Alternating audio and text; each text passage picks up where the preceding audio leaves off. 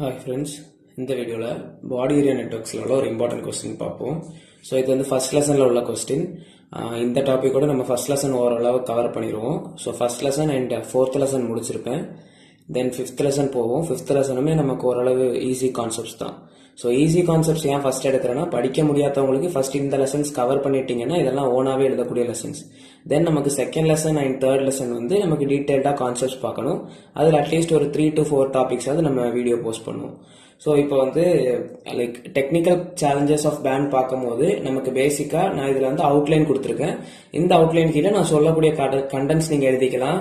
அதுக்கு நோட்ஸ் வந்து நான் வாட்ஸ்அப் குரூப்பில் போஸ்ட் பண்ணுறேன். யாருக்காவது வேணும்னா மெசேஜ் பண்ணுங்கள், நான் அதில் வந்து போஸ்ட் பண்ணிடுறேன். ஆல்ரெடி போஸ்ட் பண்ணியிருக்கேன். ஸோ இன்னும் யாருக்காவது வேணும்னா அதில் மெசேஜ் பண்ணுங்கள், கண்டிப்பாக நமக்கு அதில் போஸ்ட் பண்ணலாம். ஸோ சேனலோட லிங்க் வந்து வாட்ஸ்அப் குரூப் லிங்க் வந்து நம்ம சேனல் டிஸ்கிரிப்ஷனில் இருக்குது, நோட் பண்ணிக்கோங்க. ஸோ ஃப்ரெண்ட்ஸுக்கும் ஷேர் பண்ணுங்கள், கண்டிப்பாக யூஸ்ஃபுல்லாக இருக்கும். Then first technical challenges of band பார்ப்போம். So technical challenges of band பார்த்தோம்னா, பேண்ட் என்னது பாடி ஏரியா நெட்வொர்க்ஸ். ஸோ நம்ம பாடி ஏரியா நெட்வொர்க்ஸ்ல நார்மலாகவே என்னது மெடிக்கல் அப்ளிகேஷன்ஸ் தான்.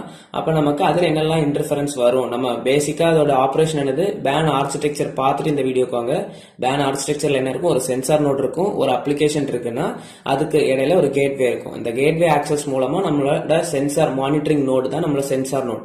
அப்போ அந்த சென்சார் நோட்ல இருந்து கிடைக்கக்கூடிய இன்ஃபர்மேஷன் டேட்டாவை ஒரு கண்ட்ரோலர் வச்சு அது எல்லாத்தையுமே கெட் பண்ணிட்டு அந்த டேட்டாவை த்ரூ கேட்வே நமக்கு என்ன அப்ளிகேஷன் நடக்கணும், ஒரு எமர்ஜென்சி ஆம்புலன்ஸ் வரணும், இல்ல கேர் கிவருக்கு அந்த இன்ஃபர்மேஷன் சென்ட் பண்ணணும், ஆட்டோமேட்டிக்கா ஒரு அப்ளிகேஷன் நடக்கணும், இப்படி என்ன அப்ளிகேஷன் நடக்கணுமோ அதுக்கு கொடுப்போம்.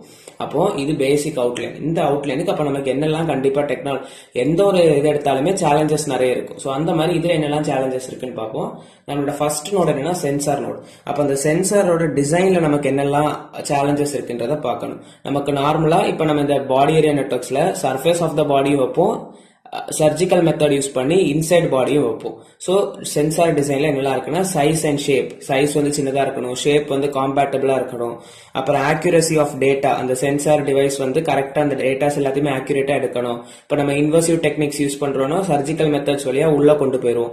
அப்புறம் வெளியே இருக்குன்னா இன்டர்ஃபரன்ஸ், நாய்ஸ் அதெல்லாமே தடுத்து தான் அந்த சிக்னல்ஸ் வந்து கெட் பண்ணணும். ஸோ ஆக்யூரசி மெயின்டைன் ஆகணும். டியூரபிலிட்டினா ஸ்டேபிளா இருக்கணும். லைக் அது மாய்ஸ்டர் கண்டென்ட், தண்ணி பதம் பட்டுச்சுன்னா துருப்பு பிடிக்காம இருக்கிறது, அந்த மாதிரி நிறைய கண்டிஷன்ஸ்லாம் இருக்கும். தென் எனர்ஜி எஃபிஷியன்சினா சென்சார்னோட என்னது, ஒரு அப்ளிகேஷன்ஸுக்குமே நம்ம எப்பவுமே எனர்ஜி கன்சம்ஷன்ஸ் மோஸ்டா எவ்வளவு கம்மியா கன்சியூம் ஆகுது அப்படின்றது தான் நம்ம அதோட எஃபிஷியன்சியை சொல்லுவோம். ஸோ தட் எனர்ஜி எஃபிஷியன்சி வந்து பேஸ்ட் ஆன் எனர்ஜி கன்சம்ஷன் ரெடியூஸ்டா இருக்கிற மாதிரி பார்க்கணும். தென் செகண்ட் டாபிக் பார்த்தோம்னா means integration, micro electro mechanical system. So இதுல வந்து நமக்கு மேனுஃபேக்சரிங் காம்ப்ளெக்சிட்டி, நமக்கு பேசிக்கா பார்த்தோம்னா பாடி ஏரியா நெட்வொர்க்ஸ்ல காம்ப்ளெக்சிட்டி ஆஃப் காஸ்ட் வந்து கொஞ்சம் கூடுதல் தான் மேனுஃபேக்சரிங், அது கொஞ்சம் மெயின்டைன் பண்ணணும். தென் இன்டர்ஃபேசிங்னா லைக் எல்லாமே இன்டர்ஃபேசஸ் ரிலேட்டடா வரும். நம்ம வயர்லெஸ் கம்யூனிகேஷன் இன்டர்ஃபேசஸ் கொடுக்கலாம். தென் நம்மளோட டெக்னாலஜி ஓரியன்டா நம்ம இன்டர்ஃபியர் பண்ணக்கூடியது அது எல்லாத்தையுமே கொடுத்துக்கலாம். தென் மினியேச்சரைசேஷன், நம்ம ஆல்ரெடி இந்த சென்சார் சைஸ் அண்ட் இது பார்த்தது மாதிரியே micro electro mechanical system integration, இது ஓகேவா. தென் தேர்ட் பார்த்தோம்னா பயோகாம்பேட்டபிலிட்டினா மேட்சிங், லைக் மைக்ரோப்ஸ் கூட அட்டாக் ஆகாம இருக்கிற மாதிரி ஆன்டி மைக்ரோபியல் கோட்டிங்ஸ் நம்ம கொடுத்துருக்கணும். ஸோ தட் அந்த மாதிரி மெட்டீரியல் செலக்ட் பண்ணும்போது பார்த்து செலக்ட் பண்ணணும். லாங் டேர்ம் வியரபிலிட்டி, ஸோ வியரபிள்ஸ் நம்ம யூஸ் பண்ணும் போதும் நம்ம நார்மலா ஒரு ப்ராடக்ட் வாங்குறோம்னா என்ன பண்ணுவோம், அது வந்து நல்லா உழைக்குமா, நிறைய நாள் போகுமா, நிறைய லாங் டேர்ம் யூஸ் பண்ண முடியுமா. அதே மாதிரி தான் நமக்கு இந்த பாடி ஏரியா நெட்வொர்க்ஸ்ல யூஸ் பண்ணக்கூடிய காம்பனன்ட்ஸையும் நம்ம பார்ப்போம். மோர் ஓவர் பயோ காம்பேட்டபிலிட்டி, நம்ம இப்போ சர்ஜிக்கல் மெத்தட்ஸ் யூஸ் பண்ணி டிரான்ஸ்பிளான்டேஷன்ஸ் பண்றோம்னா கண்டிப்பா ரொம்ப பயோ காம்பேட்டபிலிட்டி செக் பண்ணணும். தென் ரெகுலேட்டரி அப்ரூவல்னா நம்ம ரெகுலேஷன்ஸ் ஆர் வெர்ஷன்ஸ் கரெக்டான ரெகுலேஷன்ஸ் தான் யூஸ் பண்றோமா, அதுல வந்து லைக் அப்ரூவல்ஸ் இருக்கா, அந்த ரெகுலேஷன்ஸ் ஆஃப் சென்சார்ஸ் யூஸ் பண்றதுக்கு, அந்த கம்யூனிகேஷன் டெக்னாலஜில சூட் ஆகுதா, வேற ஏதாவது கூட இன்டர்ஃபியர் ஆகுதா, அந்த மாதிரி ரெகுலேட்டரி காம்ப்ளைன்ஸ். தென் ஃபோர்த் பார்த்தோம்னா power sources. So power sources miniaturization. So நம்ம நார்மலா இப்போ ஒரு அப்ளிகேஷனுமே நமக்கு சிலது வந்து நான் இன்வெசிவா இருக்கும், சிலது இன்வெசிவா இருக்கும். ஸோ பேஸ்ட் ஆன் ஒரு அப்ளிகேஷனுக்குமே என்ன மாதிரி பவர் சோர்சஸ் வேணும். அப்போ சிலதெல்லாம் நம்ம இப்போ இம்ப்ளான்ட் பண்றோம், இல்ல லைக் லிமிடெட் ஸ்பேஸ்ல தான் நமக்கு அந்த பவர் சோர்சஸ் எல்லாத்தையுமே லிங்க் பண்ணணும்னா அங்க அந்த பவர் சோர்ஸ் மினியேச்சரைசேஷன் நம்ம பண்ணுவோம். ஸோ மினியேச்சரைசேஷன் பண்ணும்போது கண்டிப்பா அங்க வந்து எஃபிஷியன்சி வந்து குறைஞ்சிடக்கூடாது, எஃபிஷியன்சி கூடுதலா இருக்கணும், பவர் கன்சம்ஷன்ஸ் கம்மியா இருக்கணும், அப்படி நிறைய ஃபீச்சர்ஸ் இருக்கு. ஸோ பேட்டரி லைஃப் பார்க்கணும், பேட்டரி லைஃப் வந்து லாங்கரா இருக்கிற மாதிரி எடுக்கணும். ரீசார்ஜபிலிட்டி, இந்த பாயிண்ட்ஸ் எல்லாம் இங்க எழுதலாம். ரீசார்ஜபிள் பேட்டரிஸ் யூஸ் பண்றோமா, நான் ரீசார்ஜபிள் பேட்டரிஸ் யூஸ் பண்றோமா, அப்புறம் எனர்ஜி ஹார்வெஸ்டிங். ஸோ எனர்ஜி ஹார்வெஸ்டிங்னா நமக்கு இப்ப பேசிக்கா பார்த்தோம்னா இப்ப நம்ம வந்து லைக் நம்ம பாடி டெம்பரேச்சர் அதெல்லாமே நமக்கு என்னது ஒரு எனர்ஜி தான். ஹீட்டு அந்த மாதிரிலாம் நமக்கு நம்ம பாடியில இருந்தே சம் சோர்ஸ் ஆஃப் எனர்ஜி வந்து ரிலீஸ் ஆகும். அதே மாதிரி இதுல இருக்கக்கூடிய பேட்டரிஸ் அதுல இருந்து நமக்கு வந்து எனர்ஜி பேட்டரி ஹீட் ஆகலாம், அந்த மாதிரி நிறைய இருக்கு. ஸோ அதுல வந்து கரெக்டான ஹார்வெஸ்டேஷன் நடக்கணும். லைக் அதுவும் இதுவும் இன்டர்ஃபியர் ஆகாத மாதிரி, அதனால இதோட எஃபிஷியன்சி குறையிற மாதிரி அது எதுவுமே இருக்கக்கூடாது. தென் நெக்ஸ்ட் பார்த்தோம்னா low power wireless communications. So நம்ம ஆல்ரெடி நமக்கு தெரியும் பாடி ஏரியா நெட்வொர்க்ஸ்ல வயர்லெஸ் டெக்னாலஜி தான் யூஸ் பண்றோம். ஸோ அது வந்து லோ பவரா இருக்கணும், லைக் எனர்ஜி எஃபிஷியன்சி. அதே மாதிரி இந்த கம்யூனிகேஷன்ஸ்க்கு நம்ம யூஸ் பண்ணக்கூடிய கேட்வேஸா இருந்தாலும் சரி, கம்யூனிகேஷன் டெக்னாலஜிஸ் ஆர் அதோட இன்டர்ஃபேசஸ் எதுவா இருந்தாலுமே நமக்கு எனர்ஜி எஃபிஷியன்டா இருக்கணும். Range and reliability.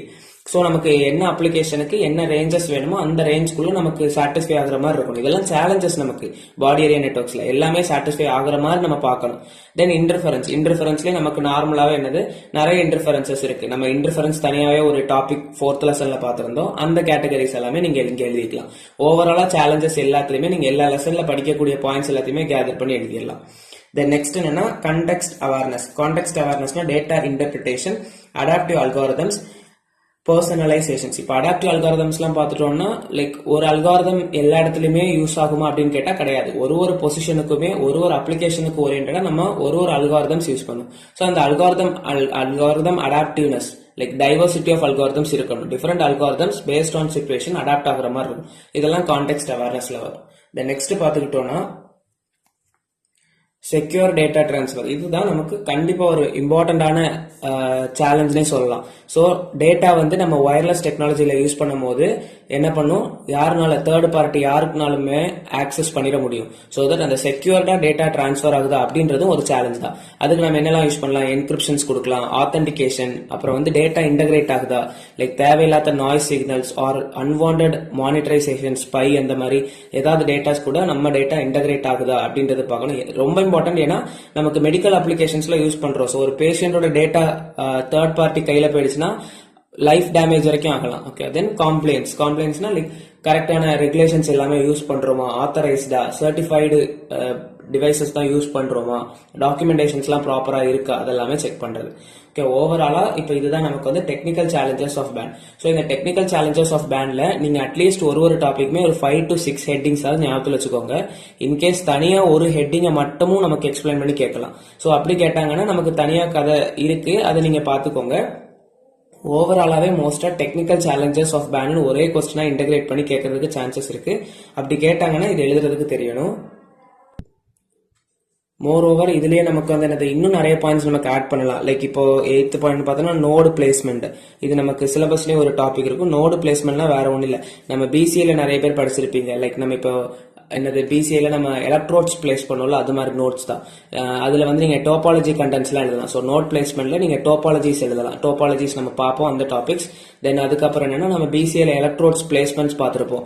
நமக்கு ஒரு எலக்ட்ரோடுமே ஒரு பொசிஷன்ல ஒரு சிக்னல்ஸ் நமக்கு அக்யூஸ் ஆகும். ஸோ அந்த எலக்ட்ரோட் பிளேஸ்மெண்ட்ஸ் பத்தி கொடுக்கலாம்.